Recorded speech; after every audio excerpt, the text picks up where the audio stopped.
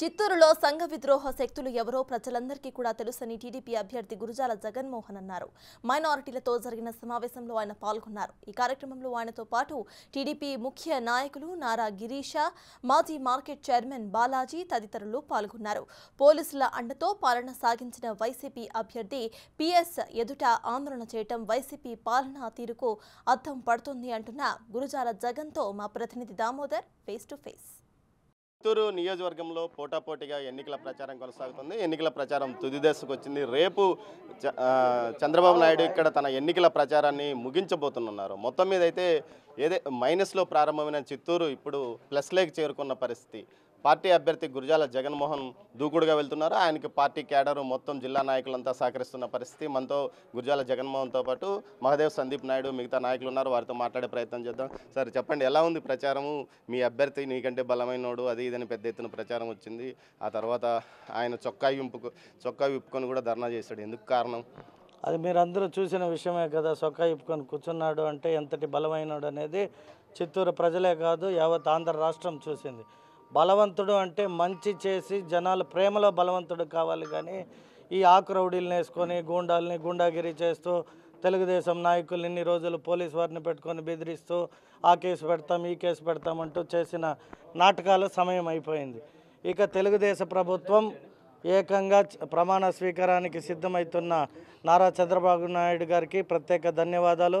అలాగే రేపు మధ్యాహ్నం 2:30 మా అధినాయకుడు చిత్తూరు పట్టణంలో ఆఖరి ప్రజా యాత్రని ముగించనున్నది. కాబట్టి ప్రజలందరినీ కోరుకుంటున్నాం, పెద్ద సంఖ్యలో వచ్చి ఈ చిత్తూరు పట్టణానికి విచ్చేయనున్న నారా చంద్రబాబు నాయుడు గారికి ముగింపు సభకి మనము మన బలం ఏంటి అనేది కూడా యావత్ ఆంధ్ర రాష్ట్రం చూసే విధంగా చిత్తూరు నియోజకవర్గ ప్రజలు, కార్యకర్తలు, నాయకులు, అలాగే జనసేన, బీజేపీ నాయకులు కూడా పెద్ద సంఖ్యలో హాజరై, మరీ ముఖ్యంగా మా మైనారిటీ సహోదరులు ఈ చిత్తూరు పట్టణంలో వాళ్ళ వ్యాపారాలపై కానీ వాళ్ళని బెదిరించుకుంటూ, మరీ ముఖ్యంగా ఈ మధ్యలో బిర్యానీ అంటూ అదేదో మాటలు మాట్లాడాడంటే మైనారిటీలు బిర్యానీ ఆయన వచ్చినాకే తిన్నారు అనే భావనలో ఉన్నాడు.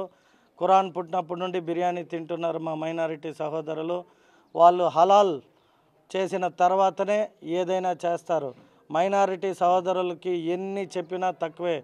అటువంటి వాళ్ళని అనేక రకాల కేసులకు భయపెట్టి వాళ్ళ చుట్టూ తిప్పుకున్నారు. ఈరోజు వాళ్ళకి స్వతంత్రం వచ్చినంత సంతోషంగా ఉండారు. ఎందుకంటే అప్పుడే తెలుగుదేశం ప్రభుత్వం గెలిచింది అని అన్ని ఛానల్స్, మీడియా, జాతీయ మీడియాలు కావచ్చు, ప్రతి ఒక్క మనుషుల్లో మనసులో కూడా చంద్రబాబు నాయుడు గారు వచ్చి రాష్ట్రాన్ని కాపాడగలే నాయకుడు అని ప్రజలు నిర్ణయించుకున్నారు. మీరేదో సెటిల్మెంట్లు చేస్తారు, మీరు దందా చేస్తారని కూడా ప్రచారం చేస్తున్నారు. దీన్ని ఏమన్నా అదే ఎక్కడ చేసాం, ఎవరికి చేసాం? ఏమన్నా ఆయనకి చేసి ఉంటే, ఆయన చేసే శాండిల్వుడ్ వ్యాపారంలో మేమేమన్నా పంచాయతీలు ఎవరికైనా చేసి ఉంటే ఆయన చెబితే మేము వింటాం. లేదా నేను ఆల్రెడీ సవాల్ విసిరా, కానీ పక్క వరసిద్ధ వినాయక స్వామి దగ్గరకైనా సరే, లేదు చిత్తూరులో దుర్గమ్మ దేవి గుడిలో అయినా సరే, లేదు ఆయనకి నచ్చిన దేవస్థానానికి వచ్చాక నేను సిద్ధంగా ఉండా. నేను ఎక్కడ ఏ ప్రమాణం చేయడానికైనా చిత్తూరు ప్రజల సాక్షిగా సిద్ధంగా ఉండా. ఆయన కూడా చేయమని అడిగా. ఇంతవరకు నా సవాల్కి ప్రతి సవాల్ లేదు. అంటే దాని అర్థం అతను ఎలా సంపాదించాడు అనేది తన అఫిడవిట్లోనే పదే చెప్పాక 13 రెడ్ శాండిల్ కేసులు ఉన్న వ్యక్తి, కల్తీ మద్యం అమ్మినాడని తాడా కేసులో జైలుకు పోయిన వ్యక్తి, మత విధ్వంసాలు రెచ్చగొట్టే వ్యక్తిని ఈ చిత్తూరు ప్రజలు కోరుకుంటారని నేను భావిస్తలేదు.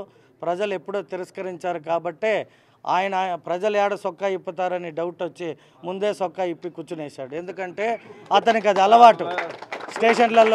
స్టేషన్లు పోగానే సొక్కా ఇప్పేసి అలవాటు పోలీసులు. ఇప్పుడు ఫస్ట్ టైం స్టేషన్కి పోయాడు. ఎందుకంటే ముందు స్టేషన్ ఆయన ఇంటికి పిలిపించుకొని పంచాయతీలు చేశాడు. ఇప్పుడు ఆయన స్టేషన్కి పోవాల్సి వచ్చింది. ఆయన అలవాట్లో పొరపాటు పోగానే సొక్కా ఇప్పేశాడంట. మళ్ళీ పోలీసులు పోయి సార్ ఇంకా ఒక 2 రోజులు ఉంది సార్, మీరు ముందు సొక్కా వేసుకొని లేయండి బలవంతంగా సొక్కా వేసి లేపి లోపలికి తీసుకుపోయి ఏం హామీ ఇచ్చారో తెలీదు. కాబట్టి ప్రజలందరూ చూశారు. ఎందుకంటే ఇది ప్రజా సామ్రాజ్యంలో ప్రజలు అన్నీ గమనిస్తుంటారు. వాళ్ళకి కలిగిన అవకాశాన్ని ఎక్కడ వినియోగించుకోవాలో అక్కడ వినియోగించుకుంటారు. ఇంకోటి, చిత్తూరు అంటేనే లాటరీలు, నకిలీ మద్యం దందా. మీరు రూలింగ్లోకి వస్తే దీనికి చెక్ పెట్టబోతున్నారు. నన్ను గెలిపించిన చిత్తూరు ప్రజలకి ఫస్ట్ నేను ఇచ్చే బహుమతే ఈ చిత్తూరులో లాటరీ కానీ, గుట్కా మట్కా పాన్ పరాగ్ కానీ, లేదా అంటే ఈ కల్తీ సారాయి మందు లేదా పేకాట ఇవి ఏవీ లేని చిత్తూరుని ఈ ప్రజలు చూస్తారు. నేను ఆల్రెడీ పదే అనేక సభల్లో చెప్పాను.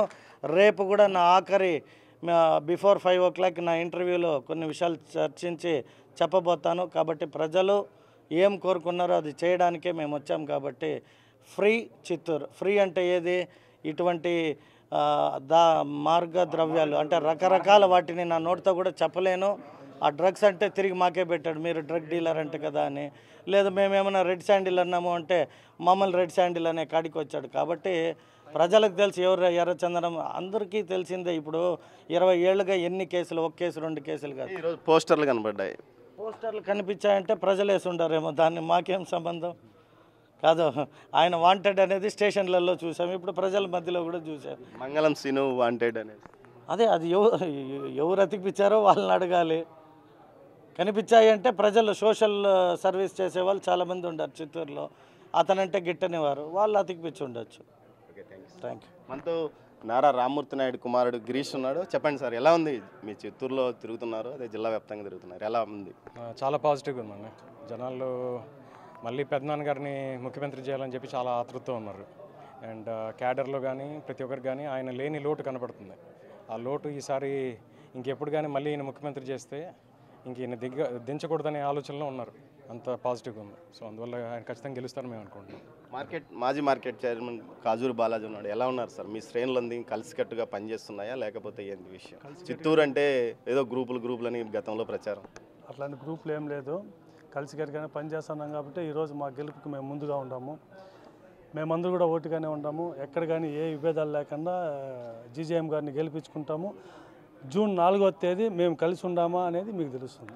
మాదేవ్ సందీప్ నాయుడు ఉన్నారు. సార్ చెప్పండి, ఎలా జరుగుతుంది మీ చిత్తూరు పూతలపట్టు నియోజకవర్గం? ఈరోజు మీరు గమనిస్తే రాష్ట్రం మొత్తం మీద కూడా ఒక తెలియని వేవ్, ఒక తెలియని మార్పు కోరుకుంటున్నారు ప్రజలందరూ కూడా. ఈ రీసెంట్ కాలంలోనే జగన్మోహన్ రెడ్డి పైత్యం ఏ లెవెల్కి వెళ్ళిపోయిందంటే, మన ఆస్తి పాస్బుక్లో ఆయన ఫోటోలు వేసుకోవడమే కాకుండా ఈ మధ్య కాలంలో డాక్యుమెంట్ మీద కూడా అతను ఫోటో వేసుకునే స్థాయికి దిగజారిపోయినాడు. అంటే మన ఆస్తులు కూడా ఆయన తాకట్టు పెట్టాలని. ఇప్పుడు పోయి రిజిస్ట్రేషన్ పోతే జిరాక్స్ వస్తుంది, మనకు ఒరిజినల్ డాక్యుమెంట్ రాదు. ప్రజలు చాలా చైతన్యవంతులైనారు. ఈసారి వచ్చే 13వ తేదీ ఎలక్షన్స్లో జగన్మోహన్ రెడ్డి కొట్టే దెబ్బకి నేరుగా పోయి బెంగళూరు ప్యాలెస్లో కూర్చొని తడిగుడ్డు వేసుకొని పనుకుంటాడు. ఇంకోసారి రాష్ట్రానికి మీరు రానికుండా సమాధానం చెప్తారని కోరుకుంటున్నాను. సార్, అడవిపల్లి రిజర్వాయర్ చూశారు కానీ మీకు బడ్జెట్కే సహకరిస్తుందా? ఇప్పటికే మీరు అక్కడ నుంచి నీళ్లు తెప్పిస్తామని చెప్పారు. గతంలో ఏదైతే ఎన్టీఆర్ జలాశయం మాత్రమే ఉంది, ఇప్పుడు అడవిపల్లి రిజర్వాయర్ నుంచి నీళ్ళు వచ్చే అవకాశం ఉంది. ఖచ్చితంగా ఉంది. ఇది జాతీయ ప్రాజెక్టు, 750 కోట్లు. అది ఆంధ్ర బడ్జెట్కి సంబంధం లేని ప్యాకేజు. మా ప్రభుత్వం ఉన్నప్పుడే 500 కోట్లతో దాన్ని దగ్గర చిత్తూరు సమీపంలో అంటే ఒక 27వ కిలోమీటర్ దాకా పైప్ లైన్ పని కూడా పూర్తయింది. అక్కడ నుండి ఎన్టీఆర్ జలాశ్రయానికి నీళ్ళు వస్తే అన్ని చెరువులు నిండి ఈ నియోజకవర్గం సస్యశ్యామలం అవుతుంది. గత 10 రోజుల క్రితమే మేము పోయి అడవిపల్లి రిజర్వాయర్ని కూడా అంతా పరిశీలించి వచ్చాము.